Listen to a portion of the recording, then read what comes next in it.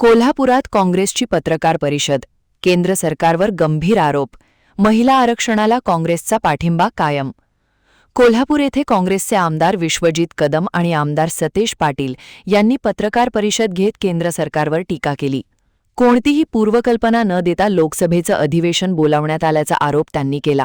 महिला आरक्षणाचा मुद्दा पुढे करून डिलिमिटेशन विधेयक मांडण्याचा प्रयत्न झाल्याचंही त्यांनी सांगितलं.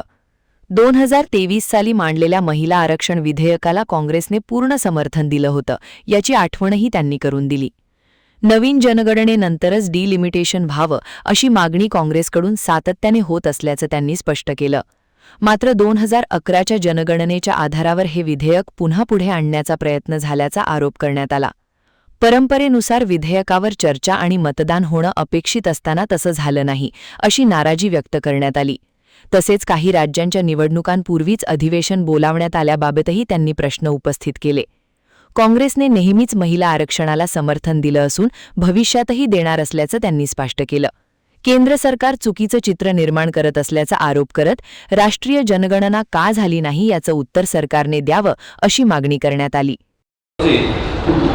लोकसभेमध्ये 131वी घटना दुरुस्ती विधेयक केंद्र सरकारने सादर केलं आणि 16 व 17 एप्रिल रोजी अचानकपणे देशामध्ये अनेक राज्यांमध्ये विधानसभेच्या निवडणुका असताना सुद्धा केवळ देशातल्या लोकांचं आणि त्या राज्यातील लोकांचं सुद्धा लक्ष वेधण्याकरता या म्हणजे कुठलीही पूर्वसूचना न देता हे लोकसभेचं अधिवेशन 16, 17, 18 रोजी भरवण्यात आलं आणि त्यामध्ये महिला आरक्षणाच्या निमित्त सांगून खऱ्या अर्थाने जे डिलिमिटेशनचं बिल आहे ते डिलिमिटेशनचं बिल हे देशातील केंद्र सरकारच्या सत्तेवर असणाऱ्या पक्षाने ते आपल्या देशाच्या लोकसभेमध्ये 16, 17ला तिथं मांडलं गेलं.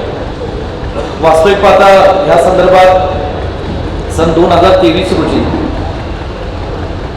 आत्ताच्या असणाऱ्या सत्ताधारी पक्षाने आणि केंद्र सरकारने हेच बिल महिला आरक्षणाचं हे लोकसभेमध्ये मांडलेलं होतं आणि सन 2023च्या लोकसभेच्या अधिवेशनामध्ये काँग्रेस पक्षाने एका बिलाने एका मुखाने या महिला आरक्षणाच्या बिलला संपूर्ण समर्थन दिलेलं होतं.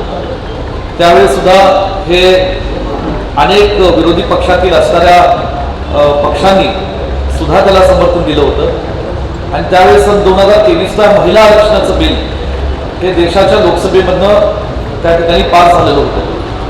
त्यावेळेस केंद्र सरकारने देशाच्या लोकसभेतील आणि राज्यसभेतील सर्व खासदारांना आणि देशाला असं आश्वासित केलं होतं की सन 2023 पासून ते 26 पर्यंत येणाऱ्या काही वर्षातच राष्ट्रीय जनगणना केली जाईल आणि त्या राष्ट्रीय जनगणनेनंतर पुन्हा कदाचित डिलिमिटेशन आणि महिला आरक्षणाचं बिल हे त्याच्यानंतर या ठिकाणी मांडलं गेलं जाईल. आत्ता असणाऱ्या देशातील लोकसभेमधल्या संख्येबळानुसार त्याच असणाऱ्या संख्येबळामध्ये महिला आरक्षण द्यावं हे 2023 साली बिल पास झालेलं होतं.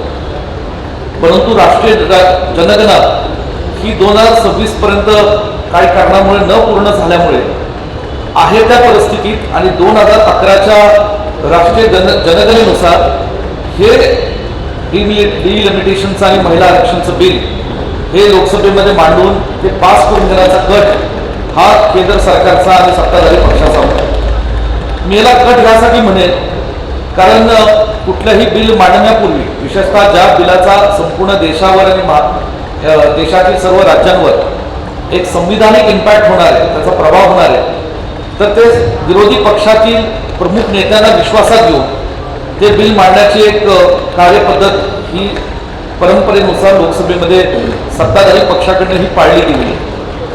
ह्या लोकसभेचं बिल हे मांडत असताना ती काही पद्धत पाळली गेली नाही. अनेक सत्ताधारी विरोधी पक्षात असणाऱ्या पक्षातील नेत्यांशी चर्चा संवाद या बिलाबाबतीत